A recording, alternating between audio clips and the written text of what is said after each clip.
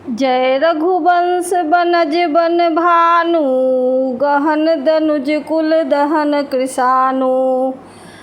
जय सुर विप्र धेनु हितकारी, जय मद मोह कोह भ्रमहारी। हे रघुकुल रूपी कमल वन के सूर्य, हे राक्षसों के कुल रूपी घने जंगल को जलाने वाले अग्नि, आपकी जय हो। हे देवता ब्राह्मण और गौ का हित करने वाले, आपकी जय हो। हे मद मोह क्रोध और भ्रम के हरने वाले, आपकी जय हो।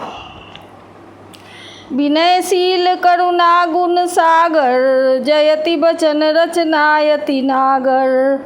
सेवक सुखद सुभग सब अंगा, जय शरीर छवि कोटि अनंगा। हे विनय शील कृपा आदि गुणों के समुद्र और वचनों की रचना में अत्यंत चतुर, आपकी जय हो। हे सेवकों को सुख देने वाले, सब अंगों से सुंदर और शरीर में करोड़ों कामदेवों की छवि धारण करने वाले, आपकी जय हो। करो काह मुख एक प्रशंसा, जय महेश मन मानस हंसा। अनुचित बहुत कहूँ अज्ञाना, क्षमहु क्षमा मंदिर दो भ्राता। मैं एक मुख से आपकी क्या प्रशंसा करूं।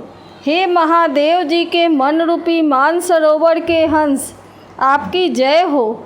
मैंने अनजान में आपको बहुत से अनुचित वचन कहे। हे क्षमा के मंदिर दोनों भाई, मुझे क्षमा कीजिए। कही जय जय जय रघुकुल केतु, भृगुपति गए बनहि तप हेतु। अपभय कुटिल महीप डेराने, जहाँ तहाँ कायर गवहीं पराने। हे रघुवंश के पताका स्वरूप श्री रामचंद्र जी, आपकी जय हो जय हो जय हो।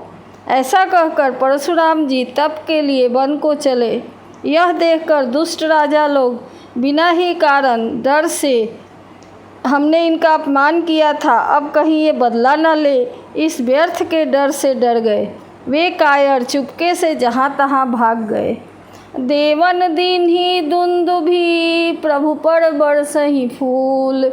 हर से पुर नर नारी सब, मिटी मोहमय सूल।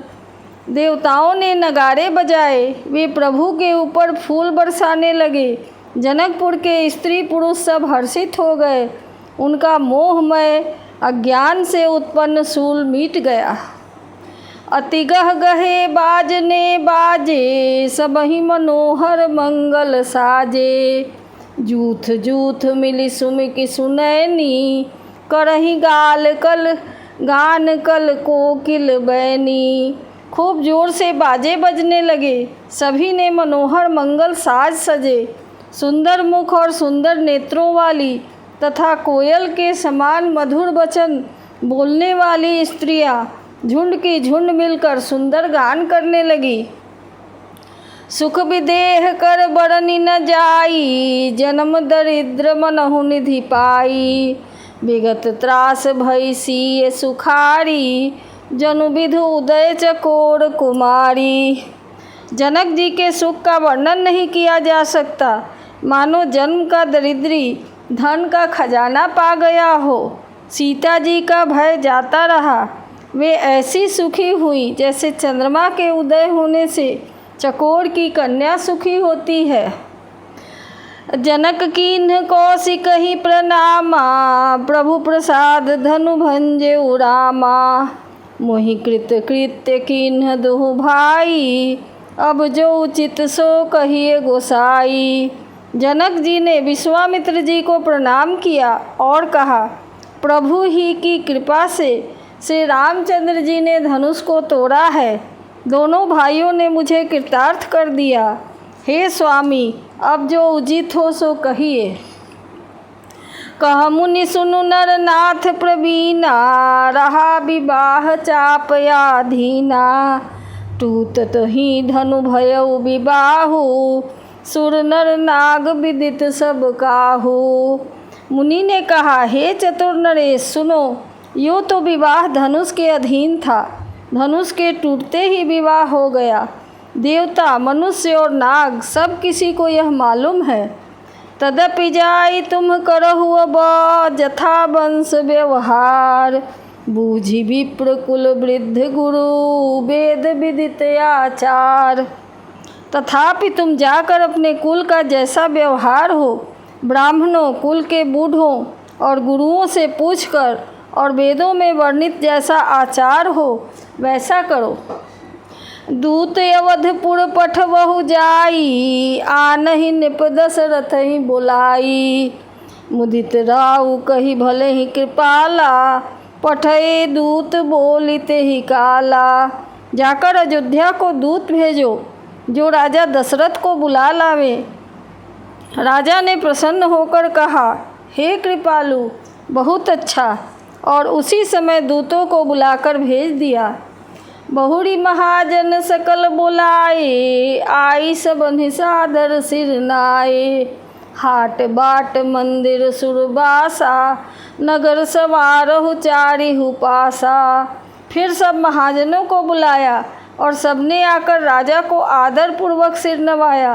राजा ने कहा, बाजार, रास्ते, घर, देवालय और सारे नगर को चारों ओर से सजाओ। हरसि चले निज निज गृह आए, पुनि परिचारक बोली पठाए। रचहु विचित्र बितान बनाई, सिर धरि बचन चले सच पाई। महाजन प्रसन्न होकर चले और अपने अपने घर गए। फिर राजा ने नौकरों को बुला भेजा और उन्हें आज्ञा दी कि विचित्र मंडप सजाकर तैयार करो। यह सुनकर वे सब राजा के वचन सिर पर धरकर और सुख पाकर चले। पठे बोले गुनी तिन्ह नाना, जे बितान विधि कुशल सुजाना। विधि बंदी तिन्ह कीन्ह आरंभा, बिरचे कनक कदली के खंभा। उन्होंने अनेक कारीगरों को बुला भेजा जो मंडप बनाने में कुशल और चतुर थे। उन्होंने ब्रह्मा की वंदना करके कार्य आरंभ किया और पहले सोने के केले के खंभे बनाए। हरित मनिन के पत्र फल, पदुम राग के फूल। रचना देखी विचित्र अति, मनु बिरंचि कर भूल। हरी हरी मणियों के पत्ते और फल बनाए तथा पद्मराग मणियों की फूल बनाए।